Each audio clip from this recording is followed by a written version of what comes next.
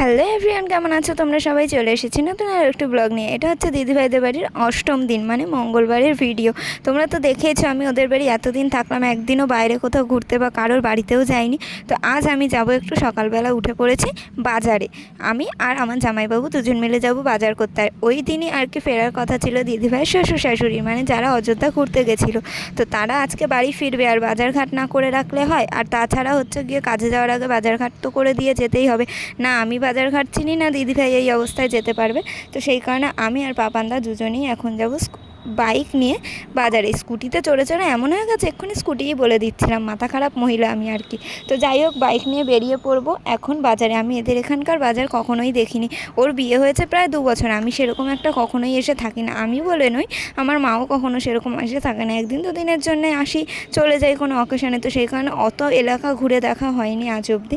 তো ভালোই লাগছে, সকাল সকাল উঠে রেডি ঠেডি হয়ে যাচ্ছি বাজারে। রেডি আর কি, জানোই তো আমি হোদলের মতো ঘুরে বেড়াই, মানে হোদল না, আমি একটু ভুলবো কি আর বলবো। তো এখন যাচ্ছি দুজন মিলে বাজারে, আর বাইরের দৃশ্য দেখতে দেখতে। আর সেদিনকারে হয়েছিল সকাল থেকে রাত থেকে সারা দিন বৃষ্টি, মানে সারা রাত বৃষ্টি হচ্ছে, সকালেও বৃষ্টি হচ্ছে। আজকে আমার মাথা সত্যি খারাপ হয়ে গেছে, একটু বেশিই ভুল বকছি। যাই হোক, বাইকে করে এখন যাচ্ছি। ওদের এখানে এত বড় বড় লরি চলে যে ভয়ই লেগে যায় যে বাবা এত জোরে জোরে গাড়ি চলছে, শুধু মানে তুমি হাঁটতেও ভয় পাবে, এত মেন হাই রোড এটা আর কি। তো যাই হোক, এখন আমরা বাইরের দৃশ্য দেখতে দেখতে যাচ্ছি। আর বেশ ভালোই লাগছিল বাইরের সকালটা দেখতে। তখন বাজে প্রায় 8টার সময় আমরা বেরিয়েছি বাজার করতে। দেখা যাক কখন বাড়ি ফিরতে পারি, কারণ আমাদের ওখানকার বাজারে তো প্রচণ্ড ভিড় হয়, সকালে যাও, দুপুরে যাও, আর রাতে যাও। আর এখানকার বাজারঘাট কেমন সেও আমি জানি না। তো যাই হোক, বাজারের কাছে চলে এসেছি। সবার আগে আমরা মাছের দোকানেই যাব, কারণ মাছটা কিনে নিতে হবে, তারপর অন্য শাকসবজি কিরম কি বসেছে ওদিকটা গেলে দেখতে পাবো। তো যেটা আগে সামনে পেয়েছি সেটাই নেবো। তো এখানে ঘুরে ঘুরে আমরা মাছ দেখছিলাম, যেহেতু জ্যান্ত মাছ নেওয়া হবে সেই কারণে আমরা ভালো করে দেখছিলাম। আর আমি তো মাছ মাংস সম্পর্কে তো বুঝিই না।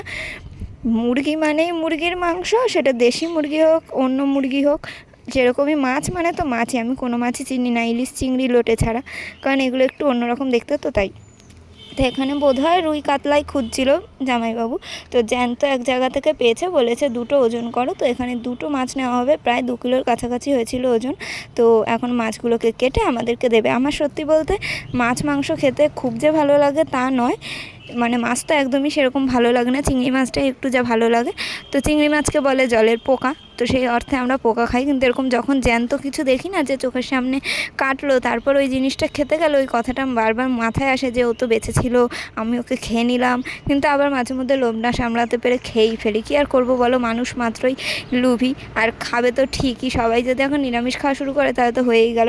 আর ডাক্তার ফাক্তাররা তো আমার চেহারা দেখে এমনিই বলে মাছ মাংস ডিম দুধ এগুলো বেশি করে খাবে। এবার কী করবো, মায়া দেখেও লাভ নেই, নিজের দিকটাও ভাবতে হবে। তো যাই হোক, এখানে দুখানা মাছ কাটছে, আর প্রায় 27-28 পিস মাছ হয়েছিল, মাছের মাথা ফাথা নিয়ে বোধহয়। তো ভালোই মাছ কাটছিল। তোমরা ভেবো না যে এতটা স্পিডে কাটছে, আমি ভিডিও স্পিডটা আর কি বাড়িয়ে দিয়েছি, নাহলে তোমরা বোর হয়ে যাবে।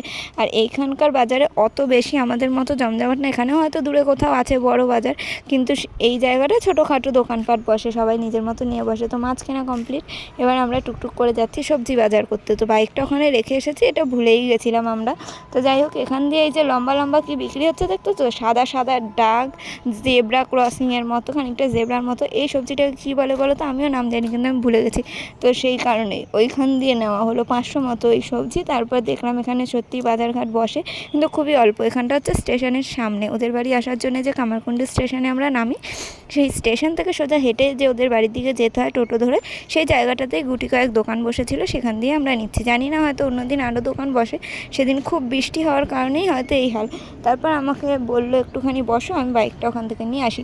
নিয়ে এসে তারপর যাই আমরা অন্য সবজির দোকানে, মানে এখানের এলাকার লোক পাপানদা, মানে জামাইবাবু, সে তো এখান দিয়ে কেনে জানে কার দোকানে সবজি ভালো, কার দোকানের মাছ। সেই কারণে চলে এলো এই কাকিমা বা জেঠিমা যাই বলো না কেন, তার দোকানে। আমি বুঝে পাই না কাকে কি বলবো। তো যাই হোক, এই দোকান থেকে নেবে কচুর গাঠি, শশা, অনেক কিছুই নেবে। তো বেশি সবজি বসেনি, কারণ তার আগের দিন বললাম বৃষ্টি হয়ে রাস্তা একদম জলকাদা। তো সবাই অল্প অল্প নিয়ে বসেছে, যে বিক্রি হবে কি হবে না, এক গাদা নিয়ে বসে কি হবে। তো সেই কারণেই এখানে সবজি আমরা কিনতে চলে এলাম। এমনকি সবজির দোকানদার যে জেঠিমাটা, সে আবার পাপানদাকে চা সাধলো, আর তারপরে সবাই চা খেলো। আর যারা চা খায় আমি দেখেছি, চা সিগারেট মদ যাই বলো না কেন, তারা কিন্তু আবার লোককে চা স্বাদে, সিগারেট স্বাদে খাও খাও, যে খায় না তাকেও জোর করে। তো এইটা তাদের ধর্ম, মানে যারা নেশা করে যে কোনো জিনিসের তারা অন্য কাউকেও সেটা করাতে বা খাওয়াতে ভালোবাসে। তো আমি খারাপভাবে বলছি না। চা খাওয়ালো, তারপরে এই যে দেখো কচুরগাঠি মাপা হচ্ছে। আমি তো কচুরগাঠি খেতে খুব ভালোবাসি, সেটা চিংড়ি মাছ দিয়ে হোক, রসুন দিয়ে হোক, নিরামিষ হোক, কোনো ব্যাপার না। আমার একটু এরকম খাবারই পছন্দ। আমার ওই বিরিয়ানি, পোলাও, কোরমার থেকে ঘরে ডাল ভাত মাংস এরকমই পছন্দ। তো যাই হোক, এখানে কচুরগাঠি নিয়ে নিল, আর মাছের ব্যাগটা ছিঁড়ে গেছিলো বলে ওখান দিয়ে একটা সুতো নিয়ে বেঁধে নিল, কারণ বাইকে করে নিয়ে যাওয়া হবে ঝুলিয়ে, সেই কারণে। আর ব্যাগ ছিঁড়ে গেলে আর কি করা যাবে বলো, সেই কারণে আমরা এখন যাব বাড়ি। তো এখন দেখতে পেলাম যে এখানে ট্রেন আসছে, আর এই ট্রেনে করেই হয়তো লোকজন যাতায়াত করছে, মানে ট্রেনে করেই তো যাতায়াত করে। আমার মাথার তার ছিঁড়ে গেছে, আমি তো ভুলই বলছি, ট্রেনে করে যেন গরু ছাগল যাতায়াত করে। তো যাই হোক, আমার কথা কান দিও না। এবার বাইকে করে, আবার স্কুটি বলছি, বাইকে করে এখন আমি আবার যাচ্ছি দিদিভাই শ্বশুরবাড়ি ফেরত। মাথা খারাপ হয়ে গেছে এখানে ঘরবন্দি থেকে থেকে।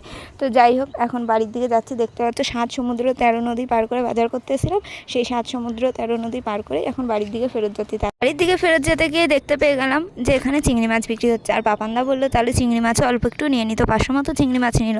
আমার কি মনে হয় বলো তো, বড় বড় চিংড়ি মাছের থেকে ছোট চিংড়ি মাছ, মানে আমার আঙুলের মতো ঠ্যাঙা ঠ্যাঙা চিংড়ি মাছেই বেশি টেস্ট হয়। জানি না কার কীরকম পছন্দ, অনেকে গলদা চিংড়ি, বড় চিংড়িই পছন্দ করে, কিন্তু আমার মনে হয় বড় চিংড়িগুলো রান্না করার পরে কেমন একটা রবাট রবাট মতো খেতে লাগে। এর থেকে ছোটো ছোটো চিংড়ি মাছই সুন্দর লাগে খেতে, একদম কুচো চিংড়িও বলছি না। যাই হোক, এখান থেকে 500 মতো চিংড়ি নিয়েছে। কী চিংড়ি আমি অত মাছ সম্পর্কে জানি না। তো এখন জিনিসপত্রের যা দাম, মানুষের খেয়ে পড়ে বেঁচে থাকাও বড় দায়। তার মধ্যে এই যে জিও রিচার্জের টাকা বাড়িয়ে দিল, আমার মতো গরিব মানুষ, বেকার মানুষ, তারা কি করে যে টাকা পয়সা ভরবে, কি করব। এর থেকে সবাই জঙ্গলে থাকতাম, জিঙ্গালালা হু হু করতাম, মাংস পুড়িয়ে খেতাম, কত ভালো ছিল বলো তো দিনগুলো। কোন কারণে এত উন্নত হতে গেল, পড়াশোনা শিখতে গেল, কি বেকার বেকার জীবনটাই নষ্ট হয়ে গেল। তো যাই হোক, বাদ দাও, আমার ভাট বকানি শুনো না। তো আমরা বাইকে করে আস্তে আস্তে দেখতে পেলাম দিদিভাই শ্বশুর শাশুড়ির যে আসার কথা ছিল তারা মানে গলির মুখে চলে এসেছে। আর কোইন্সিডেন্টলি আমাদের সাথে তারপরে ওই দীপিকা দি, মানে আমার দিদিভাইয়ের পাতানো মায়ের যে মেয়ে আছে, মানে দিদিভাইয়ের একটা বোন হয়, সেও ওখানে ছিল। সবাই মিলে ব্যাগ বোচকা বয়ে নিয়ে আসছিল। তো অনেক দিন পর দিদিভাই শাশুড়ি শ্বশুর অযোধ্যা থেকে ঘুরে বাড়ি ফিরলো, মানে যেখানে আর কি রাম মন্দির তৈরি হয়েছে নতুন, সেইখানেই আর কি ঘুরতে গেছিলো। খুব সুন্দর নাকি জায়গা। তো যাই হোক, বাড়ি ফেরত এলো অনেক দিন পর, আর আমরাও বাজার করে বাড়ি ঢুকলাম, ব্যাগ বোচকা সব বয়ে বয়ে নিয়ে ঢুকছে। দেখতেই পাচ্ছ অনেক দিন পর বাড়ি এসেছে, সবাই খুব টায়ার্ড, আর আমিও বাজার করে অবস্থা হালুয়া টাইট হয়ে গেছে, মানে সেরকম কিছুই করেনি তবুও টাইট হয়ে গেছে। তো যাই হোক, এখন ছাদের মধ্যে ভয়েস দিচ্ছি, বৃষ্টি আরম্ভ হয়ে গেছে, আমাকে এবার নিচে যেতে হবে। তো বাড়ি ফিরে দেখলাম দিদিভাই রান্নাবান্না করছে, আর আমাকেও বললো আজকে সকালে ভাতই খেয়ে নে, তাই আমিও ভাত খেতে বসে পড়লাম। আজকে ভিডিওতে আমি অনেক ভাট বকেছি, ভুলভাল বকেছি, তো তার জন্য আগেই সরি জানিয়েছি। ভিডিওটা ভালো লাগলে লাইক কমেন্ট শেয়ার করে দিয়ে সবাই সুস্থ থাকো, ভালো তো, আজকের মতো টাটা।